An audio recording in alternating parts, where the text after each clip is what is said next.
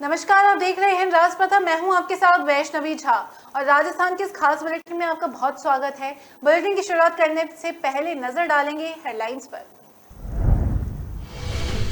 गुजरात में राजस्थान के सीएम अशोक गहलोत के घेराव से पहले ही युवाओं की गिरफ्तारी हुई। बेरोजगारों ने लिया बड़ा फैसला। श्रीमान अशोक गहलोत बोले, वसुंधरा राजे के साथ बीजेपी कर रही अन्याय। अब सतीश पूनिया ने किया पलटवार। मिलावटी खाद्य पदार्थों के खिलाफ बड़ी कार्रवाई। जयपुर में 700 किलो बादाम और 300 किलो खराब जीरा जब्त। दिव्या मद्रेना का कटाक्ष, अलकमान से जो टकराएगा चूर चूर हो जाएगा। ललकारने वाले अब बैकफुट पर। और राजस्थान से 3 भाई हुए अगवा, दिल्ली लाकर 2 की हत्या। तीसरा का भी गला घोटकर हत्या करने की कोशिश, लेकिन बच गया जिंदा।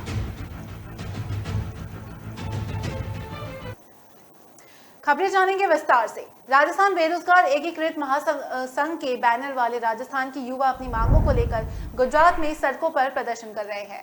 वहीं प्रदर्शन का 17वां दिन भी रहा मंगलवार को। और खास बात ये रही कि राजस्थान के सीएम अशोक गहलोत का मंगलवार को गुजरात दौरा था। दौरे से पहले ये महासंघ ने निर्णय लिया था कि अपनी मांगों को लेकर सीएम गहलोत का घेराव करेंगे।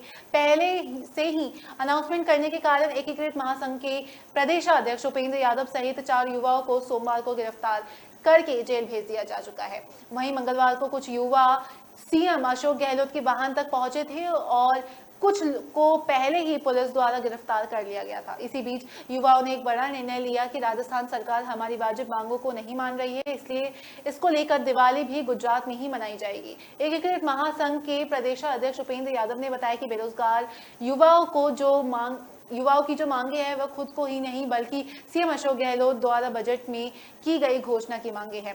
राजस्थान के युवा गुजरात में प्रदर्शन कर रहे हैं, लेकिन राजस्थान सरकार उनसे बात करने तक तो राजी नहीं है। अशोक गहलोत ने अपनी मांगे मनवाने के लिए हम उनसे बातचीत करना चाहते थे, लेकिन उससे पहले ही सोमवार को मुझे और मेरे साथियों को गिरफ्तार करके जेल में डाल दिया गया और 22 घंटे तक वहीं रखा गया। वहीं यही नहीं, अन्य साथी गहलोत के पास भी पहुंचे थे और तभी उनको गिरफ्तार कर लिया गया। तो ये तमाम बातें एकीकृत महासंघ के प्रदर्शन के दौरान की गई।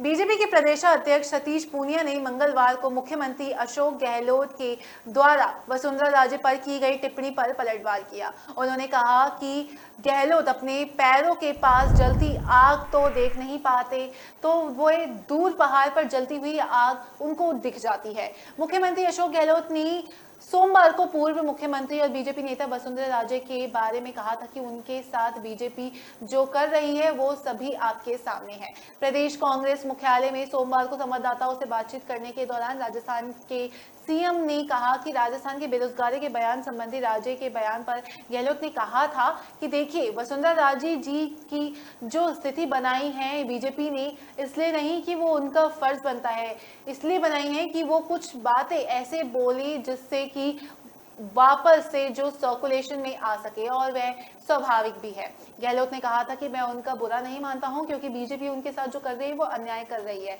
वो भी आपके सामने है। एक पूर्व मुख्यमंत्री के साथ आप व्यवहार भी ठीक नहीं करो, बातचीत भी नहीं करो, अपॉइंटमेंट भी नहीं दो, और ये तो हमारी पार्टी की कभी नहीं हुआ।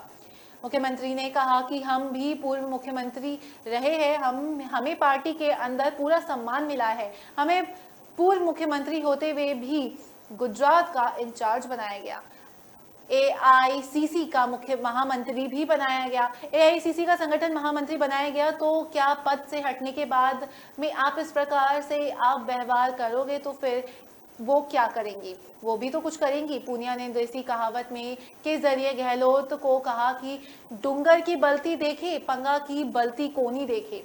उनका यह बयान पूर्व उप मुख्यमंत्री सचिन पायलट और गहलोत के में चल रही सियासी घमासान के बीच का महत्वपूर्ण है। राजस्थान में कांग्रेस पार्टी में दो खेमे में बटी हुई है और पार्टी के आपसी खींचतान के बाद गहलोत समर्थक कई विधायकों ने 25 सितंबर को मुख्यमंत्री आवास पर बैठक भी बुलाई थी।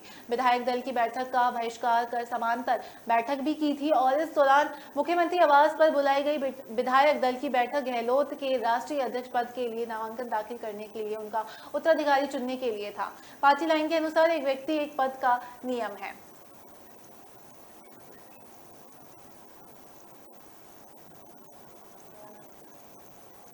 दिवाली से पहले मिलावटी खाद्य पदार्थों के खिलाफ बड़े पैमाने पर अभियान चल रहे हैं।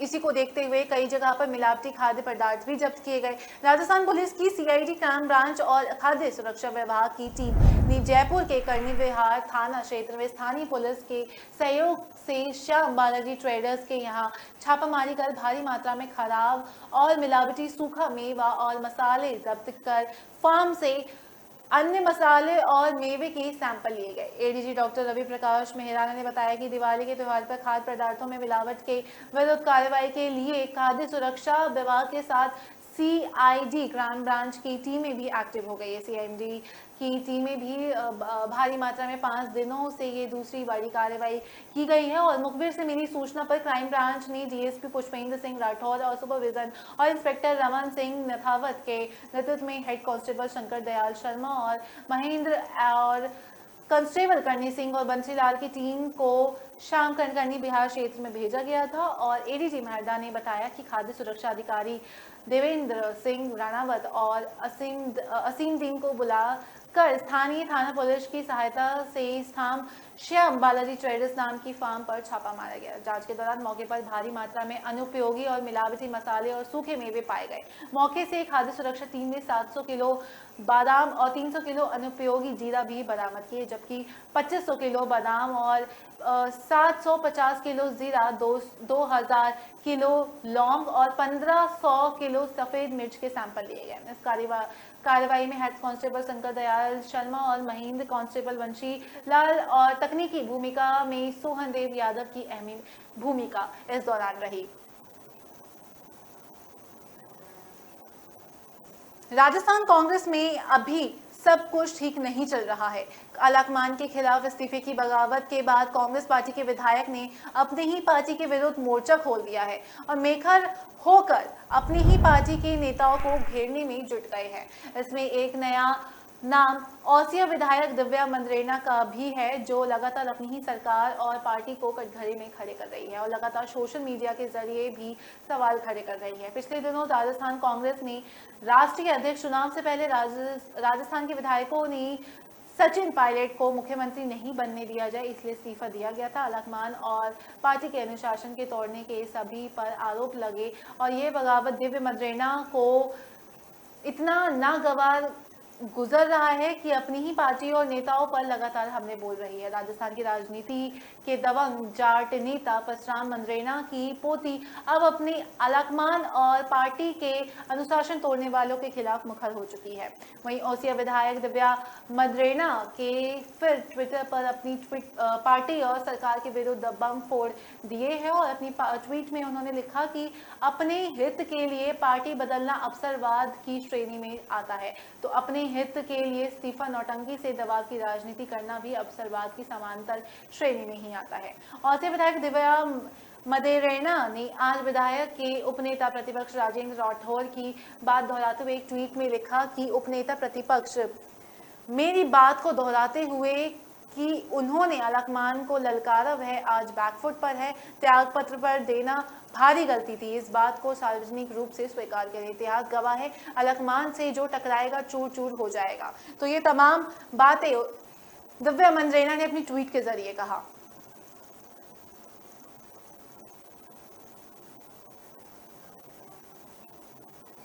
राजस्थान के भिवाड़ी से फिरौती के लिए अगवा किए गए 3 भाइयों में से 2 की दिल्ली में हत्या कर दी गई, जिनके शव कुतुब मीनार मेट्रो स्टेशन के पीछे जंगल से बरामद किए गए।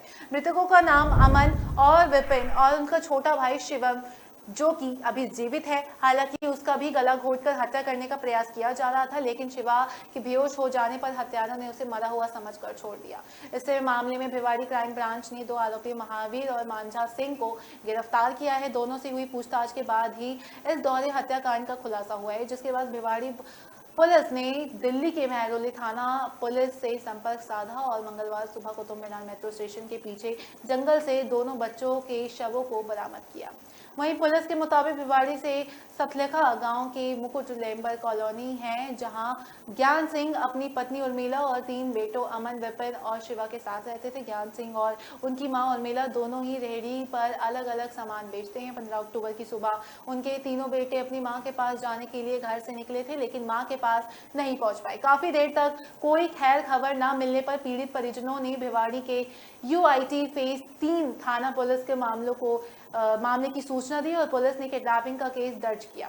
पुलिस का कहना है कि इसी बीच पीड़िता परिजनों के पास एक कॉल आई थी, जिसमें बच्चों को छोड़ने के एवज में 8 लाख रुपए की मांग की गई थी। पुलिस ने इस संदर्भ में जानकारी दी और भिवाड़ी क्राइम ब्रांच ने इलेक्ट्रॉनिक सर्विलेंस की मदद से सोमवार को 2 आरोपियों को, महावीर और मांझा सिंह को हिरासत में फिलहाल ले लिया है और आरोपियों से पूछताछ में खुलासा किया गया कि तीनों भाइयों को अगवा करके वे दिल्ली ले गए थे और कुतुब मीनार मेट्रो स्टेशन के पीछे जंगल में उनका गला घोट दिया गया। इस खुलासे के बाद मंगलवार को भिवाड़ी क्राइम ब्रांच ने दिल्ली पहुंचकर आरोपियों को निशानदेही पर अमन और विपिन की लाश को फिलहाल अभी बरामद कर लिया है।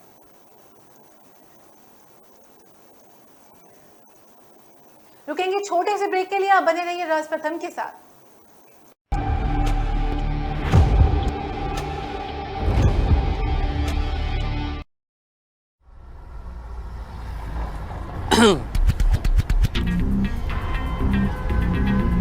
इस लड़की की जल्दबाजी का जो बोझ है, इसे दुनिया नहीं समझ सकती। ये कैब से जाएगी, ये ऑटो से जाएगी। इसके मोबाइल पर ऐप खुला हुआ है, ये कैब से जाएगी। इसका एक हाथ हवा में है, ये ऑटो से ही जाएगी। कैब से, ऑटो से, कैब से, ऑटो से, cab, auto, cab. Auto.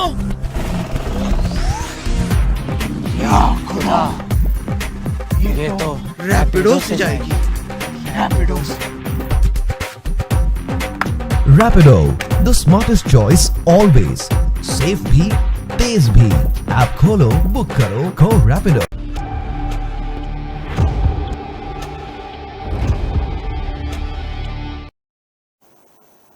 Break के बाद स्वागत है आपका। बढ़ेंगे अगली खबर की ओर। राजस्थान सरकार प्रदेश में पर्यावरण प्रदूषण को रोकने के लिए निरंतर प्रयासरत है। इसी के तहत अस्पतालों के लिक्विड और सॉलिड वेस्ट के निस्तारण के लिए सीवरेज ट्रीटमेंट प्लांट स्थापित होंगे। मुख्यमंत्री अशोक गहलोत ने इसके लिए 20 करोड़ रुपए की बजट की मंजूरी दी है। प्लांट के निर्माण के लिए लागत का 50% व्यय चिकित्सा शिक्षा विभाग और 50% राजस्थान राज्य प्रदूषण नियंत्रण मंडल वहन करेगी।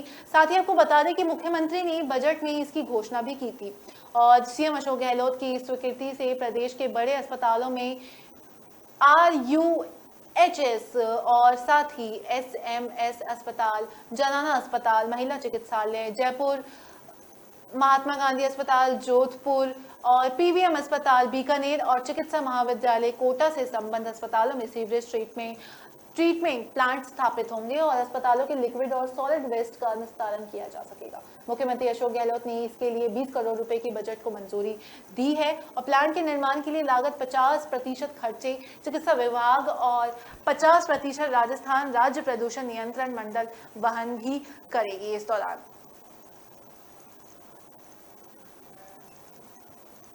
राजस्थान के भरतपुर जिले में लगभग 3 लाख गरीब लोग राशन का उपयोग नहीं उठा पा रहे हैं। वहीं कोरोना महामारी के समय प्रधानमंत्री द्वारा गरीब लोगों के लिए प्रधानमंत्री गरीब कल्याण योजना के तहत गेहूं देना शुरू किया गया था और हर महीने राष्ट्रीय खाद्य सुरक्षा गारंटी के तहत इन गरीबों को गेहूं मिलता है। इसके साथ ही प्रधानमंत्री गरीब कल्याण योजना के तहत भी केंद्र सरकार द्वारा गरीबों को फ्री में गेहूं उपलब्ध कराया जाता है। राजस्थान सरकार को को केंद्र सरकार से राजस्थान गरीब कल्याण योजना के तहत पूरा खाद्यान्न मिल गया था, मगर अनियमितता के कारण ये बंटवारा सही तरीके से नहीं हो सका। भरतपुर जिले में इस योजना का 18,000 कुंटल गेहूं कम पहुंचा है, जिससे लोगों को परेशानी का सामना करना पड़ रहा है। राजस्थान में ऐसे कई जिले हैं जहां लाखों लोग राशन नहीं उठा पा रहे हैं, उनको राशन नहीं मिल रहा है। इसमें अकेले भरतपुर जिले में ही 3 लाख से ज्यादा ऐसे गरीब लोग चिन्हित किए गए हैं। प्रधानमंत्री गरीब कल्याण योजना के तहत केंद्र सरकार राजस्थान सरकार को हर महीने प्रदेश के हिस्से का खाद्यान्न भेजती है, लेकिन अनियमितता के कारण गरीब लोगों तक ये अनाज नहीं पहुंच पाता है। खाद्य सुरक्षा योजना के तहत गरीबों को 2 रुपए प्रति किलो गेहूं दिया जाता है। परिवार के प्रत्येक सदस्य के हर महीने 5 किलो गेहूं मिलता है और प्रधानमंत्री गरीब कल्याण योजना के तहत भी परिवार के प्रत्येक सदस्यों को हर महीने 5 किलो गेहूं फ्री में बिना पैसे के मिलता है। साथ ही लेकिन इस बार ये देखा गया कि भरतपुर जिले में प्रधानमंत्री गरीब कल्याण योजना का 18,000 कुंटल गेहूं नहीं आ पाया है, जिसकी वजह से करीब 3 लाख से ज्यादा लोगों को खाद्यान्न नहीं मिल पाया। उनको दिवाली पर भूखा ही रहना पड़ सकता है और भरतपुर जैसे हालात राजस्थान और कई जिलों में भी है। ऐसे योजना के पात्र गरीब लोग रसद विभाग की दुकानों पर राशन लेने के लिए भटक रहे हैं, लेकिन राशन डीलरों द्वारा उनके वापस लौटाया जा रहा है।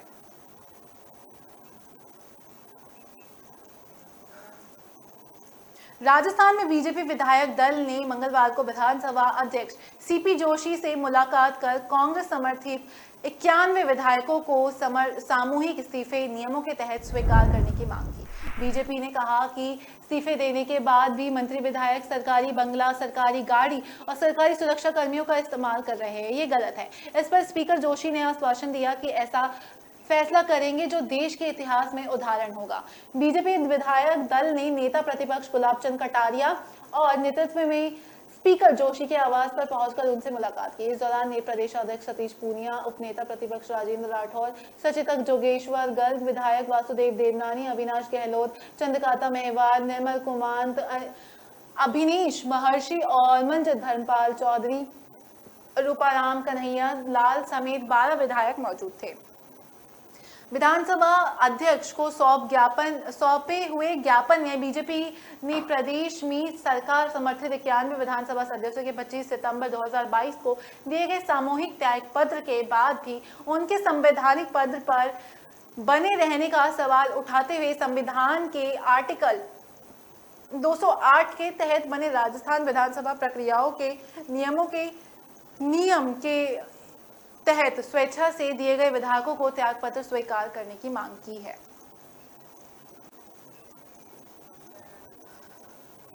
राजस्थान ग्रामीण परिवार आजीविका योजना के तहत 1 लाख परिवारों को अकृषि कार्यों के लिए 2,000 करोड़ रुपए का ब्याज मुक्त ऋण दिया जाएगा। इसके लिए राज्य की अशोक गहलोत सरकार ने योजना को मंजूरी दे दी है। सहकारिता विभाग की प्रमुख शासन सचिव श्रेया गुहा ने कहा कि वाणिज्यिक की बैंक, क्षेत्रीय ग्रामीण बैंक और सहकारी बैंक इस वित्तीय वर्ष में तय लक्ष्य के अनुसार 1 लाख परिवारों को ब्याज मुक्त ऋण देना सुनिश्चित करें। श्रेया गुहा ने कहा कि राज्य सरकार ने ये योजना अकृषि कार्यों की गतिविधियों में आजीविका पर निर्भर परिवारों की बेहतरी के लिए लागू की है और इस योजना से राजीविका यानी कि राजस्थान ग्रामीण आजीविका विकास परिषद से जुड़े समूहों को विशेष रूप से फायदा होगा। प्रमुख शासन सचिव ने सूचना और प्रौद्योगिकी विभाग के प्रतिनिधि को निर्देश दिए कि 1 माह में पोर्टल तैयार किया जा सके ताकि योजना के पात्र लाभार्थियों को जल्द ही ऋण वितरण की प्रक्रिया शुरू किया जा सके।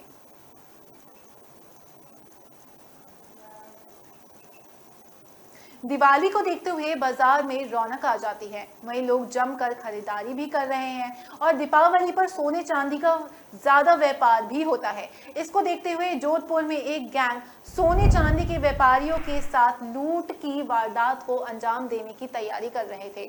इसकी सूचना मिलते ही पुलिस कमिश्नर रवि दत्त गौर, डीसीपी पूर्व अमृता दुहन और बनाल पुलिस थाना अधिकारी सीताराम खोजा के नेतृत्व में एक टीम बनाई गई। इस टीम ने दबिश देकर 6 लोगों को गिरफ्तार किया और गिरफ्तार किए गए लोगों के पास से भारी मात्रा में अवैध हथियार और कैश भी बरामद किए। गिरफ्तार लोगों ने पूछताछ में बताया कि दीपावली के सीजन को देखते हुए वे सोने चांदी के व्यापारियों के साथ लूट की वारदात को अंजाम देने की तैयारी कर रहे थे और जोधपुर कमिश्नरेट पुलिस ने रविवार देर रात झालामंडा स्थित एक मकान की घेराबंदी कर डकैती की योजना बना रहे 6 लोगों को पकड़ा। इनके पास से 4 देसी पिस्तौल और 62 जिंदा कारतूस बरामद किए। मौके से पुलिस ने 4 पहिया वाहन और बाइक और 7.5 लाख नकदी आदि भी जब्त किए। पुलिस सूत्रों के मुताबिक देर रात बरनान पुलिस को सूचना मिली कि झालावाड़ स्थित एक मकान में कुछ लोग एकत्र होकर डकैती की योजना बना रहे हैं और इसकी सूचना पाकर पुलिस ने उच्च अधिकारियों को सूचित किया और योजना बनाई, जिस पर पुलिस ने मकान की घेराबंदी करके इन आरोपियों को गिरफ्तार कर लिया।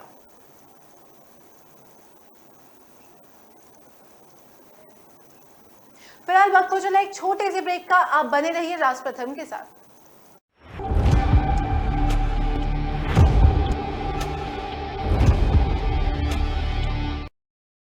चंद्रू, कहाँ ले जा रहा मुझे? किराया पूछा? उबर ऑटो है मैम, किराया सही है। जो सोचे जो चाहे वो करके दिखा दे। किराए पर नोक झोंक छोड़ो, उबर ऑटो से बस सोचो और चल पड़ो। उबर, बस सोचो और चल पड़ो।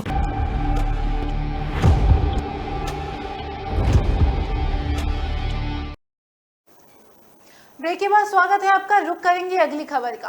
प्रदेश में क्राइम का बोलबाला जारी है। हत्या, लूट, डकैती, अपहरण, सामूहिक दुष्कर्म सरीखे मामले ज्यादा देखने को आए हैं। देश में राजस्थान में क्राइम अधिक हो रहा है। हम कोटा की बात करें तो यहाँ भी क्राइम परवान पर है। यहाँ हुए अधिकांश मामलों में आरोपी सलाखों के पीछे पहुंच गए हैं। कुछ ही वारदातें हैं जो अभी अनसुलझी है। कोटा शहर के पुलिस थानों में पिछले 3.5 साल में हत्या के 101 वारदातें हुई हैं।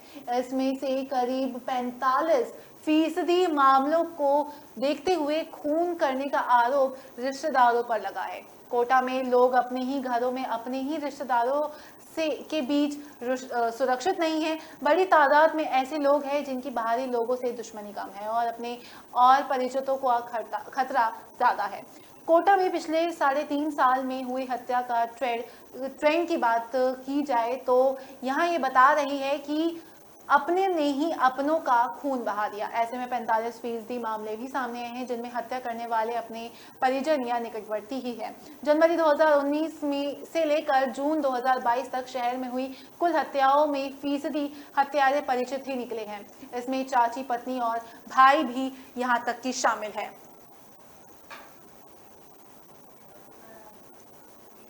विद्युत भवन का घेराव, पुरानी पेंशन समेत ये 3 सूत्रीय मांग भी हुई। और आपको ये भी बता दें कि राजस्थान में बिजली कंपनियां में लंबे समय से पुरानी पेंशन योजना का बिजली कर्मचारी इंतजार कर रही थी और इसी के लिए कर्मचारियों ने सरकार के सामने पेंशन सहित 10 सूत्रीय की मांग रखी। राजस्थान विद्युत तकनीक कर्मचारी एसोसिएशन के बैनर तले कर्मचारी 19 अक्टूबर को जयपुर में विद्युत भवन पर प्रदर्शन करेंगे और इस प्रदर्शन में देश भर से हजारों की संख्या में कर्मचारी विद्युत भवन भी पहुंचे, जिसमें अलवर जिले के 1000 से भी अधिक तकनीकी कर्मचारी इस प्रदर्शन में शामिल हुए। जिला महामंत्री गजानंद शर्मा ने बताया कि वर्तमान राज्य सरकार द्वारा अन्य विभागों में पुरानी पेंशन योजना लागू कर दी गई है, लेकिन योजना कंपनियों पर इसको लागू नहीं किया गया, जिससे प्रदेश के विभिन्न कैडर के करीब 40,000 से अधिक अधिकारी और कर्मचारी पुरानी पेंशन से वंचित रह गए हैं। जिला कार्यकारी अध्यक्ष सिकंदर सिंह ने बताया कि सरकार के इस दोहरे रवैये को लेकर अधिकारियों और कर्मचारियों में भारी आक्रोश है। इसके अलावा घाटे के हवाला देकर 19 जुलाई सन 2000 में 20 वर्षों के विद्युत मंडल को तोड़कर 5 विद्युत निगमों में विभक्त किया गया था। तब से लेकर लगातार विद्युत निगमों का घाटा बढ़ता जा रहा है। अब तक 20 वर्षों का समय 19 जुलाई 2020 को पूरा हो चुका है। तो पुनः 5 बिजली कंपनियों को तोड़कर ऊर्जा विभागों का गठन किया जाएगा और जिससे 5 बिजली कंपनियों ने ये कार्यरत कर्मचारियों के भी स्थानांतरण हो सके हैं।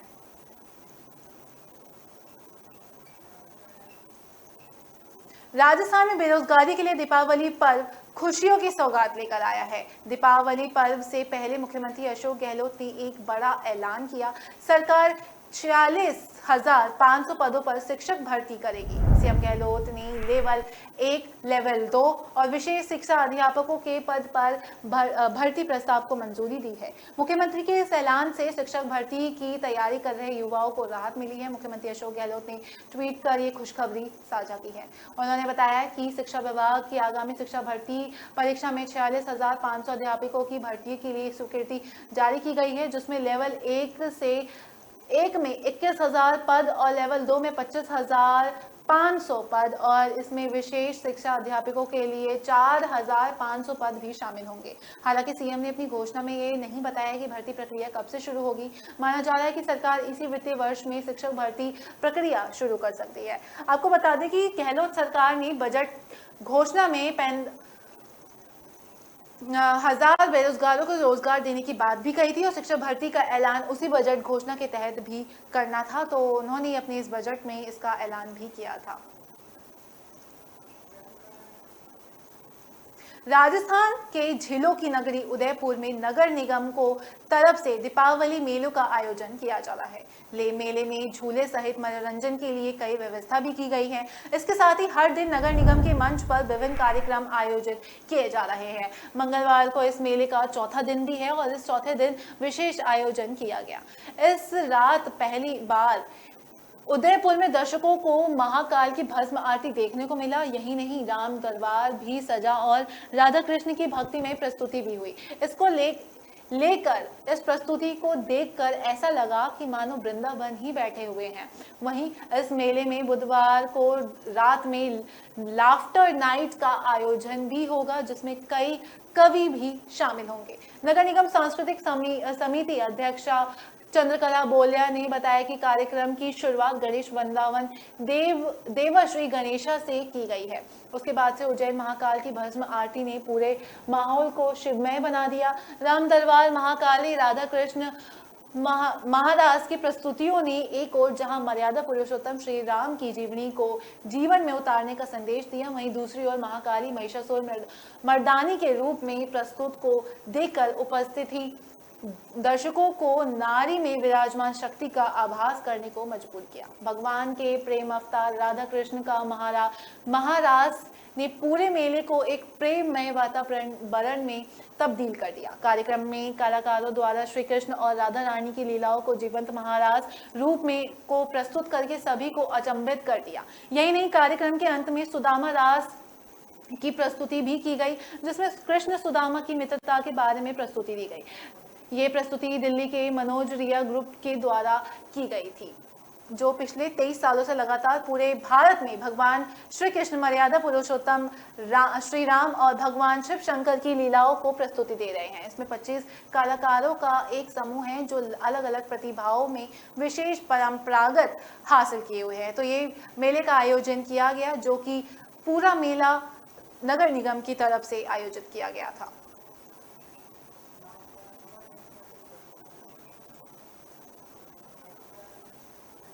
दीपों के त्योहार दीपावली पर हिंदू धर्म में अलग अलग घर में लक्ष्मी गणेश की पूजा की जाती है। मिट्टी की लक्ष्मी गणेश जी की पूजा करना शुभ माना जाता है। वहीं मिट्टी की लक्ष्मी गणेश और दीपक बनाने वाले कुंभकार ने बताया कि बाजार में महंगाई के कारण हमारे द्वारा मिट्टी की लक्ष्मी गणेश और दीपक बनाने के काम पर काफी असर पड़ा है। लक्ष्मी गणेश की मूर्ति तैयार करने को जो रंग बाजार में आते हैं, उनकी रेट में काफी अंतर आ गया है। जो रंग पहले 250 रुपए में किलो मिलता था, वही रंग अब 1000 रुपए किलो से भी अधिक मिलने लगा है।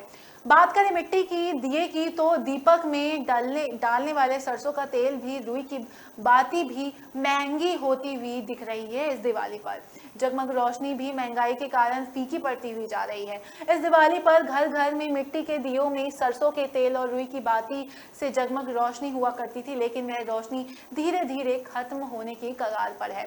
देश में सरसों का तेल लगभग 160 रुपए प्रति किलो के हिसाब से बिक रहा है। इसलिए लोग मिट्टी के दियों की जगह उनके विकल्प के तौर पर मोमबत्तियां और चाइनीज आइटमों की तरफ आकर्षित हो रहे हैं।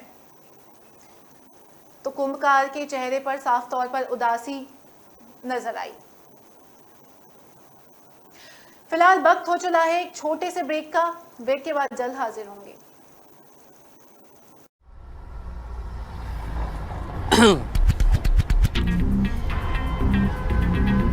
इस लड़की की जल्दबाजी का जो बोझ है इसे दुनिया नहीं समझ सकती।